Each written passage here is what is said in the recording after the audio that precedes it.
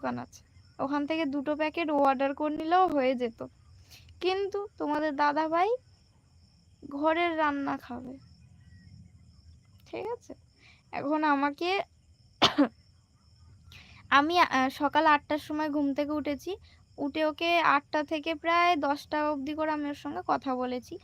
3-4বার phone করে কথা বলেছি, তখনও অবধি আমাকে কিচ্ছু বলেনি। আমি যখন 11:30টার সময় তোমাদের দাদাভাইকে ফোন করছি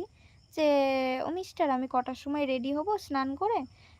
কারণ তোমার ভাই তো আসবে আমাকে নিতে, তা আমি কটার সময় রেডি হবো আমাকে বলে দাও, যেহেতু মেয়ে মানুষ আমরা সাজতে তো একটু দেরি হবে, টাইমটা বলে দিলে আমাদের সেরমভাবে একটা তাড়া থাকে, যেহেতু আমার একটা সংসার আছে, গুছিয়ে গাছিয়ে পাখি আছে মুরগি আছে, তো একটা সংসারী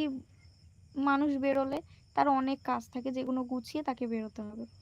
তো আমারও তেমন আছে, আমিও ফোন করেছি, ও আমাকে দুম করে বলছে যে দেখো একটা প্রবলেম হয়ে গেছে, এরম যে রান্না করার কথা ছিল সে তো রান্না করতে পারবে না, তুমি এক কাজ করো ঘরে রান্না করো, আমি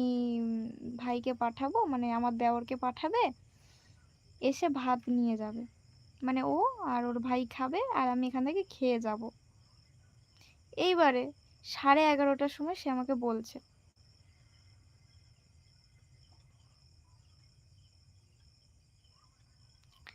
তুমিও তো পাগল, ওই দোকান থেকে নিয়ে বলতে রান্না করেছিলে। না হতো না গো, মেন কথা কি, আমাদের দোকানের পাশেই তো বিরিয়ানির দোকান, ঢুকলে তো বলবে তোর বউ এসেছিল, সব চেনে না আমাদের ওখানে। তো যাই হোক, যে গল্পটা হচ্ছিল, এখন আমাকে 11:30টার সময় আমাকে বলছে যে রান্না করতে। এখন ফ্রিজে ডিপ, মানে ডিপ ফ্রিজে এখন পাকা ট্যাংরা মাছ ছিল, বড়, কাটা ছিল না গোটা ছিল, তো সেটাকে কাটতে গিয়ে আমার হাতের অর্ধেক ছাল চামড়া উঠে গেছে কেটে কুটে, যেহেতু বরফ ছিল মাছটা স্লিপ খাচ্ছিল, কেটে গেছে হাতে অনেকটা। যাই হোক, যুদ্ধ করে মাছটাকে কাটলাম, রান্না করতে করতে 2টো বেজে গেল, ভাত বসালাম, সবজি কাটলাম, তরকারি করলাম, 2টো বেজে গেছে। মেন বিষয় হচ্ছে মাছ কাটতে গিয়ে দেরি হয়েছে, যেহেতু মাছটা বড়, মানে পুরো একদম জমে ছিল না, এখান থেকে একদম ছালটাল উড়ে গেছে 2টো হাতের একদম। তোমরা দেখতে পাচ্ছ কিনা আমি জানি না, তবে এই 2টো আঙুলের একদম অবস্থা খুবই খারাপ, আমি এরকম মুঠো মারতে পারছি না, পুরো মেন এরকম এরকম জায়গা থেকে উড়ে গেছে এরকম,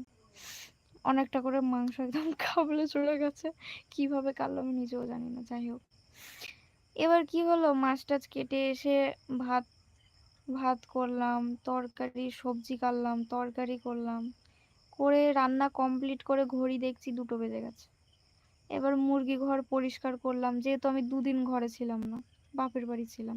মুরগি ঘর পরিষ্কার করলাম, যেহেতু কালকের কালকের বিকেলে ঘরে ঢোকার কথা ছিল, দোকানে ছিলাম, রাত 1টার সময় বাড়ি এসেছি, কালকে মুরগি ঘর আমি পরিষ্কার করতে পারিনি। যাই হোক,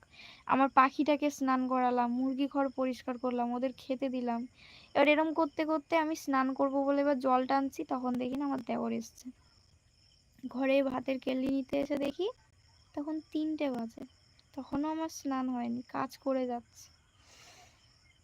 এইবারে স্নান করে নিশ্চয়ই রেডি হতে আমার একটু টাইম লাগবে,